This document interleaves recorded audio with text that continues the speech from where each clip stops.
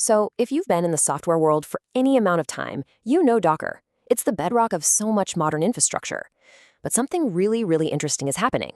Docker is kind of quietly becoming something way bigger, an operating system, really, for building and running AI agents. Let's dig into what that actually means. To get why this is such a huge deal, you have to start with the pain. And this quote, it just nails it. Anyone trying to build AI agents right now feels this in their bones.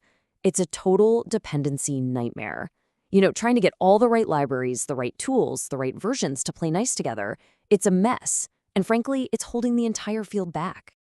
And this all leads to what you could call the AI agent bottleneck.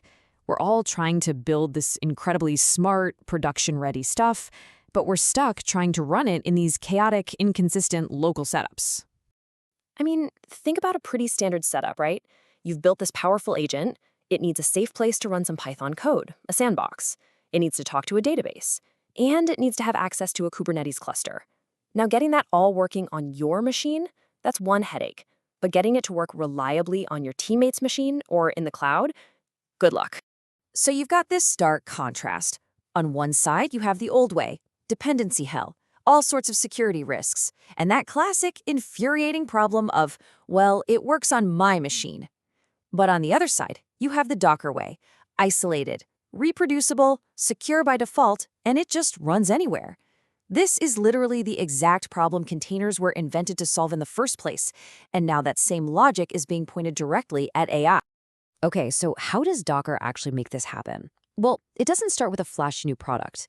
It starts with something much more fundamental, a protocol, an open standard for how AI models should talk to the world around them. And that standard is called the Model Context Protocol, or MCP. The best way to think about it is right here on the slide. It's basically JSON RPC 2.0, but built from the ground up for AI. It's a simple, standardized contract, a common language that lets the AI model, the client, talk to any external tool, which acts as a server. And the philosophy behind MCP is a really big shift in thinking. The old way was, just stuff everything into the model's prompt, API keys, complex instructions, all of it. MCP says, no, that's a terrible idea. Models should be dumb about operations. Instead, they should just talk to abstract capabilities. And those capabilities need to be self-contained, repeatable, and you should be able to audit what they do. And maybe the most important part, the model explicitly asks, what tools do I have? It doesn't just make them up or hallucinate an API that doesn't exist. So this is where Docker steps in. They take this open protocol and build an entire world around it. It's a three-part system that, when you put it all together, really does feel like an operating system for AI agents. So let's break down these three pieces: the catalog, the gateway, and the toolkit. First up, you have the MCP catalog. Honestly, the best way to think of this is an app store, but for AI tools. It's a trusted registry of containerized tools for everything from databases to payment APIs.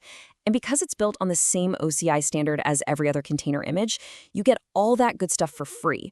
Versioning, security scanning, and you know exactly what software you're running. That's huge for security. Then you've got the MCP gateway. This is the real brains of the whole operation. Think of it as a super smart traffic cop that sits between your AI and all its tools. It's the engine that securely spins up the containers for those tools, but only when they're actually needed. And the third piece is the MCP Toolkit. This is the part for us humans. It's the control panel built right into Docker Desktop. This is where you go to browse that app store of tools, turn them on, and this is absolutely critical. Manage all the credentials and permissions securely without ever pasting an API key into a chat window again.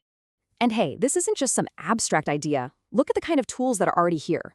You've got official tools from GitHub to manage your code, from Stripe to handle payments, from Microsoft to control a web browser with Playwright, even fun ones like Google Flights. You can give an agent access to any of these real-world capabilities, safely. So let's quickly trace how that gateway actually works its magic. Your LLM says, hey, I need the GitHub tool. The gateway intercepts that call. If the GitHub Tools container isn't already running, it does a cold start, spins it up in an instant. Then it securely connects the model to the tool. And when the job's done and the tool's just sitting there idle, the gateway just shuts the container down.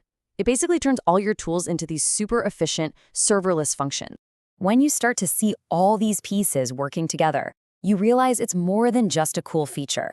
What we're actually witnessing is the birth of a whole new way of working, a new discipline you could call agent ops. See, Docker isn't just bolting on AI features. It's fundamentally reimagining its core products. Docker Hub isn't just for containers anymore, it's becoming a registry for models. Docker Desktop is no longer just a dev tool, it's an agent runtime. And Compose files, they're becoming the way you define and deploy an entire AI system. The tools we already know and use every single day are being repurposed for this new AI world. And this quote just perfectly captures the whole paradigm shift. For the last couple of years, it's all about prompt engineering, trying to figure out the exact magic words to whisper to a model.